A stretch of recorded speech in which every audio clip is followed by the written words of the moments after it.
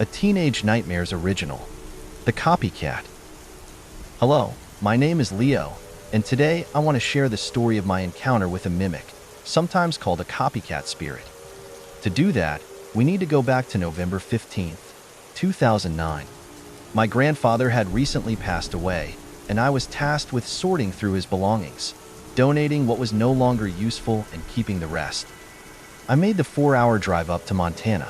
My brother would be helping me, but he couldn't make it for a few more days. He was all the way in California, and our family doesn't do airplanes ever since the accident, but that's a story for another time. For now, I'd be alone for at least 2 nights. I figured a bit of hiking and camping wouldn't be a bad idea, especially since my grandfather's property was deep in the woods. I wasn't planning on going far, just a few miles from the house.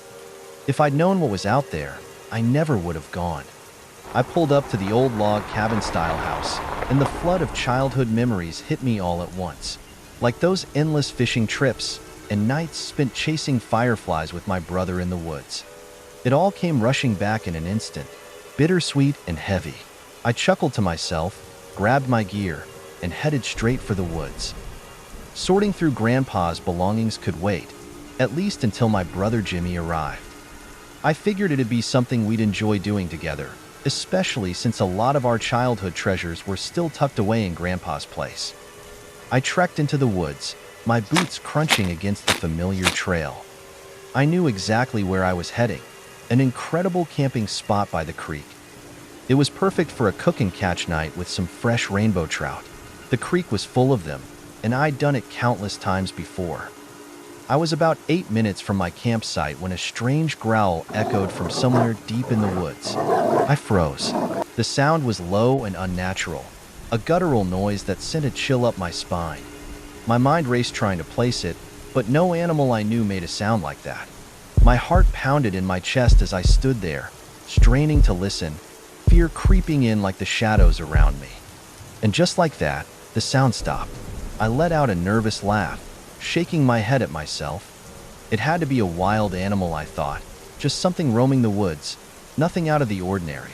At least, that's what I told myself. Pushing the unease aside, I continued my walk. When I finally reached the campsite, I wasted no time setting up my tent and casting my fishing pole into the creek.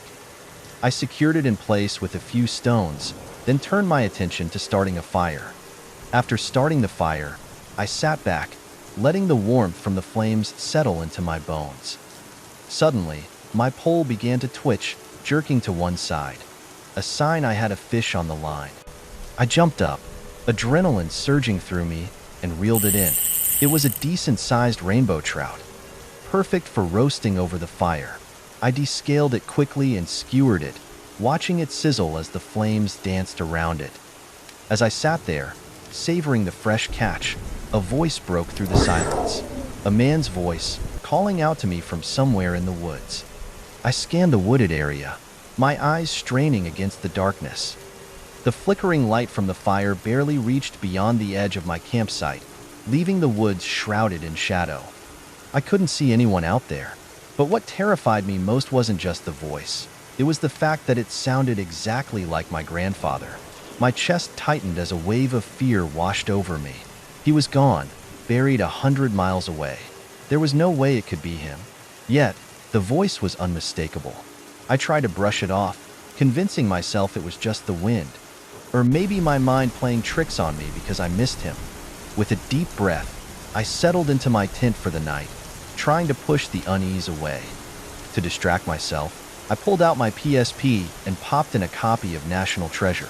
Watching a movie seemed like the perfect way to calm down and forget about the strange voice. About an hour in, just as I was starting to relax, I heard it.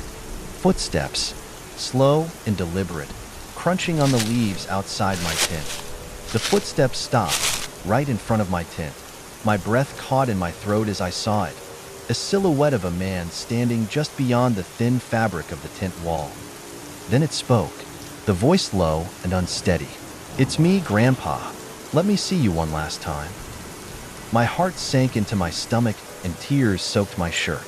Every instinct screamed at me to stay silent, to stay still, because I knew for sure this wasn't my grandfather. Whatever it was, I could feel it. Its presence was heavy, malicious. It meant me harm, and it wouldn't leave. Something deep inside me screamed not to open that tent. I knew, without a shadow of a doubt, that if I did, I was as good as dead. So I didn't move.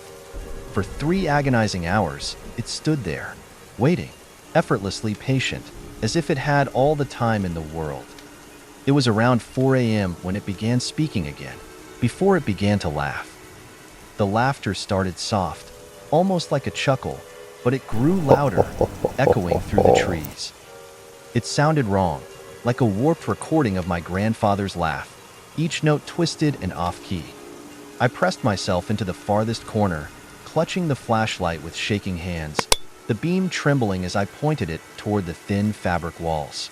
"Leo," it called, the voice disturbingly familiar. It sounded like my grandfather, but warped, too deep, too hollow. "I'm just asking for a second. Step outside now, so we could talk like we used to." I sobbed, barely getting out the words, "Leave me alone," but it didn't leave. Instead, it began dragging its claws, long and deliberate, across the side of the tent. The sound tore through the silence, sending chills down my spine. The laughter started again, but this time it was layered, high-pitched and low, human and not. Then it stopped. Silence. And then came the whisper, just inches from my ear, as if the thin tent fabric was all that separated us. "Let me in," it whispered. I sat there hoping and praying it would just leave. The hours felt like days as I waited for the first rays of sunlight to break through the trees. When they finally did, I cautiously peeked out the window. The clearing was empty. Gathering every ounce of courage, I made a run for my Volvo, not daring to look back. Once inside, I drove as fast as I could, the gravel road crunching beneath my tires like a bad memory. When I finally met up with my brother, I told him everything, and to my surprise, he believed me immediately. He admitted that something similar had happened to him years ago during one of his own visits to Grandpa's house. Back then, he'd gone into the woods alone as a teenager. He said it had pretended to be me, but I hadn't even been there that summer. I was still at home, 40 miles away. Neither of us wanted to return to that house. Together, we decided to hire movers to pack up Grandpa's belongings and put everything into storage. It's been years now, and the house still sits abandoned, untouched. We both inherited it, but neither of us claims it. Maybe it's better that way. Whatever is out there in those woods, whatever wore our faces, it can have the place. To whatever lives in those woods, please, let's never meet again.